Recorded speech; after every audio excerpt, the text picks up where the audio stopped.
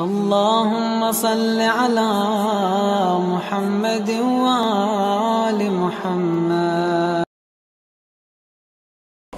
Donc c'était très facile de contrôler et de véhiculer l'information avant. Donc, et comme c'est les ennemis du prophète qui ont pris le pouvoir, c'est-à-dire les Omeyyades ont régné pendant un siècle. Après, il y a eu les Abbassides qui ont dépassé les Omeyyades. Donc la famille du prophète était pourchassée. Donc même ceux qui étaient partisans de la famille du prophète n'osaient pas exprimer ou montrer les sentiments qu'ils avaient pour cette famille. Parce qu'ils risquaient de se faire tuer ou emprisonner et punir. Ce qui fait que, d'ailleurs, ce qui est beau, c'est qu'ils disent que l'imam Ali, ses ennemis, yani akhfa muhibbuhu fada'ilahu khawfan wa akhfa a'da'ahu fada'ilahu hasada wa baraza ma bayna hatayn ma mala al-khafiqayn. C'est-à-dire que ses amis cachaient ses vertus par peur d'être punis et ses ennemis cachaient ses vertus par la jalousie. Entre les deux, sa lumière est sortie et a rempli tout ce qui existe entre le ciel et la terre. Ça, c'est l'imam Ali. Et Hussein aussi, c'est l'imam Ali. Parce qu'il n'y a pas une différence entre les imams. C'est la même lumière. Voilà. Mais parlant de Imam Hussein, de la succession du prophète, d'aucuns diront que c'est un choix d'Allah subhanahu wa ta'ala d'éviter qu'un descendant du prophète soit à la place du prophète, pour éviter peut-être qu'on rentre encore dans le cadre de la prophétie, parce qu'il n'y a plus de prophète après Muhammad sallallahu alayhi wa sallam, et la révélation n'est pas un problème, n'est pas une question de famille.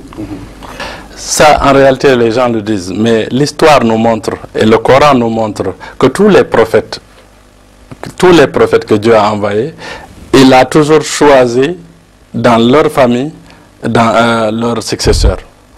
Pourquoi? Parce que ces gens-là doivent, dès la naissance, être élevés et grandir dans un climat islamique. Et ce qui a fait que d'ailleurs, le prophète disait toujours, Ali minni ka Haroun ala Moussa. Ali est pour moi ce que Haroun était pour Moïse. Effectivement. Et le prophète a dit que moi je suis la cité de la connaissance, Ali en est la porte. Maintenant, ce qui concerne la succession elle-même, en réalité, pour nous, les partisans de Ahlul Bayt, nous pensons que, nous croyons que c'est un décret divin, que ça ne peut pas venir, c'est-à-dire un successeur du prophète doit être infaillible et doit être désigné par un autre infaillible. Alors ce qui fait que le prophète, notre prophète, on revient sur le Hajjatul Weda, quand il est arrivé à Ghadir Kham, il a réuni tout le monde. Et là, pourquoi? Tout simplement parce qu'il a reçu une révélation. Là, Dieu lui dit au prophète, transmets ce qui t'a été, qui a été descendu vers toi. Si tu ne le transmets pas, tu n'auras pas accompli ta mission. Ya ayyuhar rasoul, balligh ma unzila ilayka, fa illam taf'al fama ballaghta risala. Wallahu ya'simuka minan nas. C'est-à-dire qu'il faut transmettre le message. Si tu ne le fais pas, tu n'auras pas accompli ta mission. Dieu te protégera des ennemis et les ennemis. Maintenant, la question qu'on doit se poser, quelle est cette chose aussi importante que Dieu dit au prophète à 3 mois de son décès? Si tu ne transmets pas, tu n'auras pas accompli ta mission. Alors que nous savons, les musulmans priaient, ils faisaient le ramadan, ils jeûnaient, ils faisaient le hajj, ils pratiquaient tout. Et c'est simple parce que, et pourquoi Dieu lui dit Wallahu ya'simuka minan nas? C'est-à-dire Dieu te protégera des ennemis et des gens. C'est tout simplement parce que le prophète, depuis le début de la révélation, depuis quand le verset est descendu jusqu'à la fin de sa vie, à chaque fois qu'il a eu occasion, il a expliqué aux gens, il a montré aux gens que son successeur légitime, qui est celui qui devait le succéder, c'était l'imam Ali. D'ailleurs, ce jour-là, il a dit, quand il a fait son discours, il a dit aux gens, Man kuntu mawlahu fa aliyum mawla. Allahumma wali man wala. وعاد من عدا Wansur man nasarahu, wakhdul man khazalahu. C'est-à-dire que celui dont je suis le maître, Ali est son maître. Donc, il a fait une prière et tout ça. Et d'ailleurs, parmi les gens qui l'ont félicité, c'est Omar ibn al-Khattab était le premier à lui dire Bakhin, Bakhin. Asbahta mawla kull mu'minin wa mu'mina. C'est-à-dire que il a félicité l'imam Ali. Donc, nous pensons que la succession ne peut être qu'un décret divin. Et que le successeur du prophète ne doit pas être une personne qui est touché par des pratiques de Jahiliya. Le prophète, quand il dit que Man kuntu maulahu, fa'aliyun maulahu, maulahu ne signifie pas forcément un successeur. Oui, alors là, je vais vous dire qu'en réalité, ce mot-là, dans le Coran, wali, c'est-à-dire c'est le maître, celui pour qui je suis maître. D'ailleurs, Dieu dit dans le Coran, un jour le prophète était assis, il y a eu un mendiant qui est venu, qui est rentré dans la mosquée. Et quand le mendiant est sorti, il y a eu une révélation qui est descendue sur le prophète, un verset. Il a dit de rattraper le mendiant, ils l'ont appelé. Tous les compagnons l'ont suivi jusqu'à la mosquée. Il a dit au mendiant, est-ce que quelqu'un t'a donné une offrande, sadaq? Il a dit oui. Il a dit c'est qui? Il a dit Hadar Raqi. Hadar Raqi, celui qui est... Alors on a dit au prophète, qu'est-ce qui se passe? Il a dit Nazala alayya Qur'an, c'est-à-dire un verset est descendu, il y a une révélation. Dieu a dit Innama waliyukumullahu wa rasulahu walladhina amanu ila akhir al-aya. C'est-à-dire, et votre maître Dieu et son prophète et ceux qui sont de vrais croyants et qui donnent les offrandes dans une position de prosternation. Ne serait-ce que ce verset-là nous prouve que le Coran désigne Imam Ali comme successeur. Parce qu'il n'y a pas eu une autre personne qui a donné les offrandes dans une position de recours. Et si vous regardez dans le livre Asbab al-Nuzul, vous trouverez qu'effectivement ils disent que ce verset est descendu sur l'imam Ali. Et il y a beaucoup d'autres livres qui ont dit ça, et de tous les groupes de l'islam. Quand je vais revenir un peu sur Ashura pour terminer, maintenant, comment est-ce qu'on doit accueillir le jour d'Ashura? Comment est-ce qu'on doit se comporter? Effectivement, ça, vous savez, en général, le jour de Ashura, il y a des gens qui fêtent ça comme un jour de fête. Et il y a des gens qui restent insensibles à cet événement. Et il y a des gens qui pleurent, qui sont tristes. Mais je pense que tout le monde, tout musulman et croyant, doit se poser la question: comment devait être Fatima Zahra, la fille bien-aimée du prophète, quand on a amené la tête de Al-Hussein, de Abbas et de ses frères, et on traînait ça dans le palais de Yazid. Ce jour-là, on doit se poser la question: quel devait être le comportement de Fatima Zahra? Je pense que la réponse est claire, qu'elle devrait être triste et qu'elle devrait être abattue et touchée profondément. Et je pense que chaque musulman ce jour-là devrait être dans la même situation. Voilà. Voilà, merci Chérif Mohamed Adel pour ces explications que vous venez de nous donner, n'est-ce pas, sur Ashura.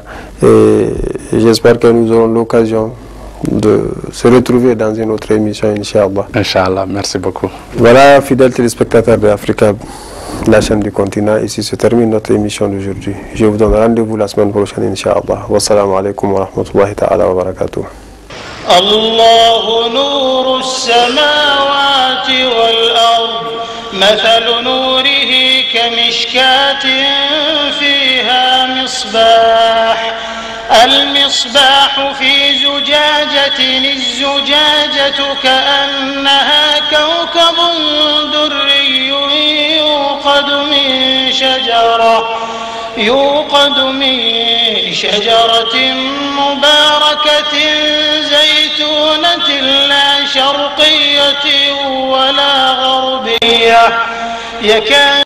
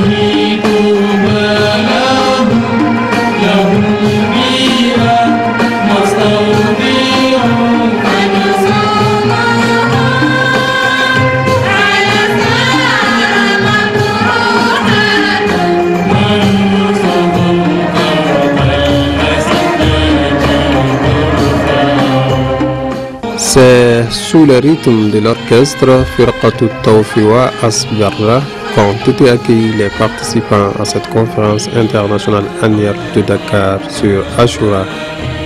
Le rôle des imams de Ahlul Bayt, la famille du prophète paix et salut sur eux, dans la préservation de l'islam et l'unité des musulmans était le thème de cette conférence. Les chants étaient des louanges à Allah, à son messager. Il faisait également allusion aux événements de Karbala ayant conduit à l'assassinat de Imam Hussein.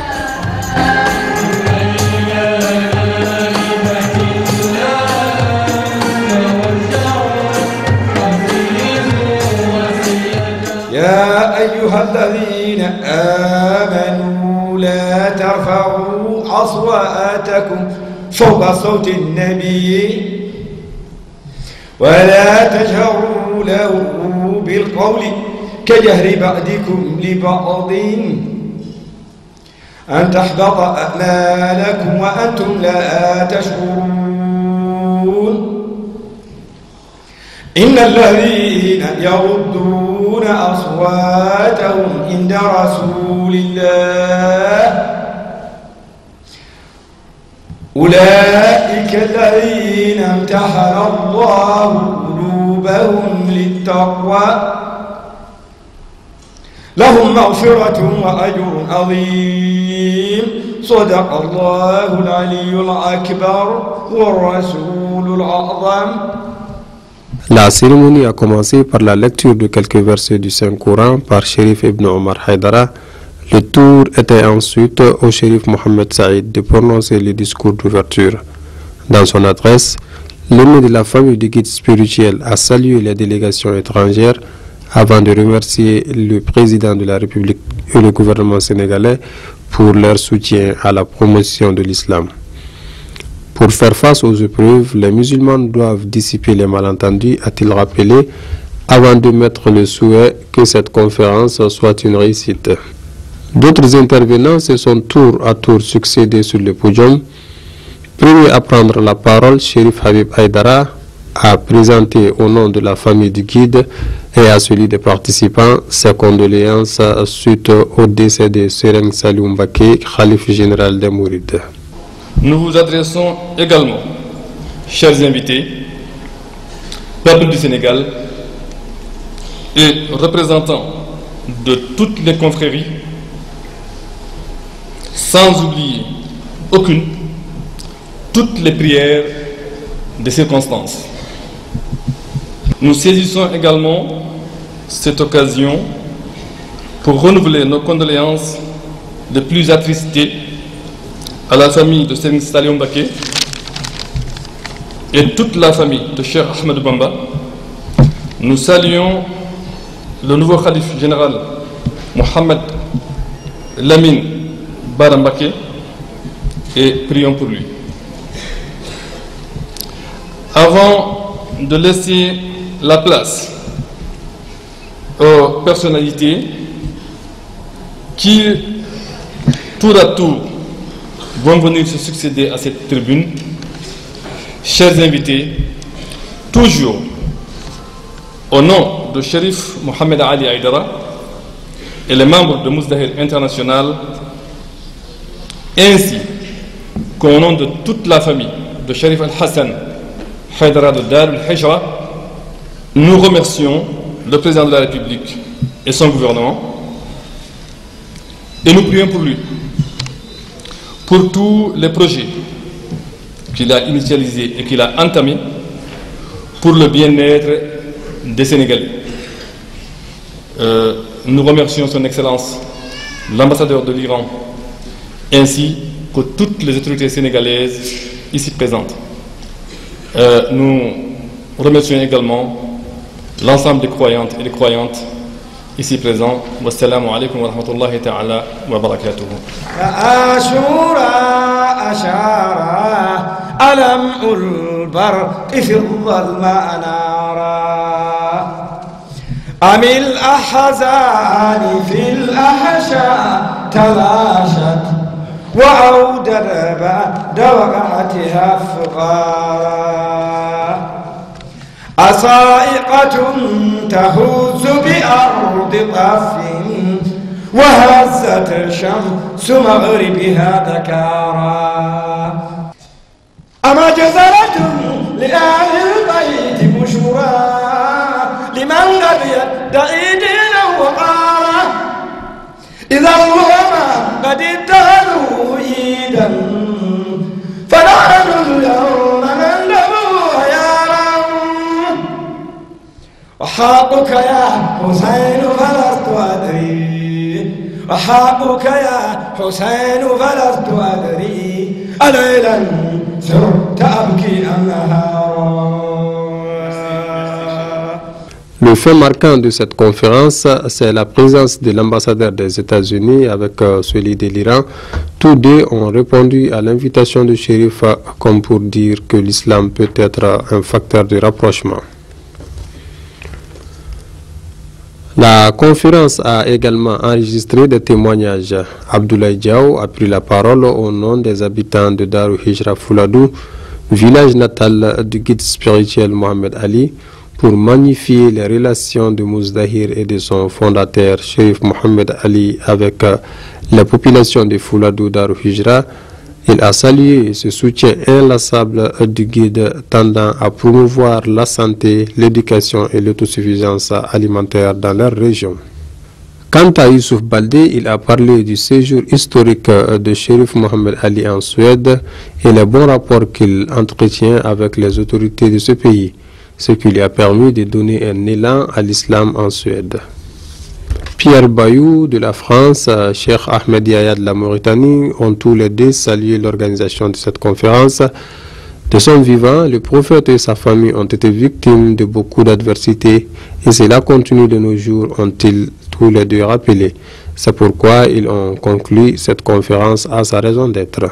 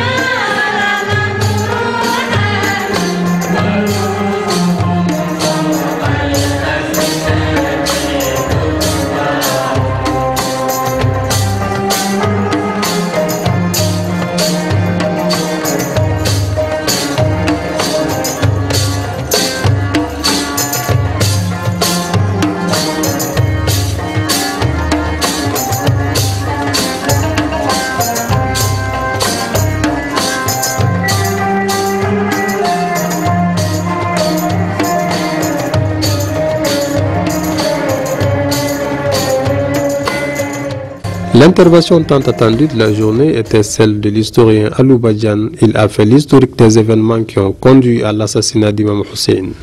عليكم مني سلام الله أبدا ما بقيت وبقيت ليل والنهار ولا جعله الله آخر الأهد مني لزيارتكم.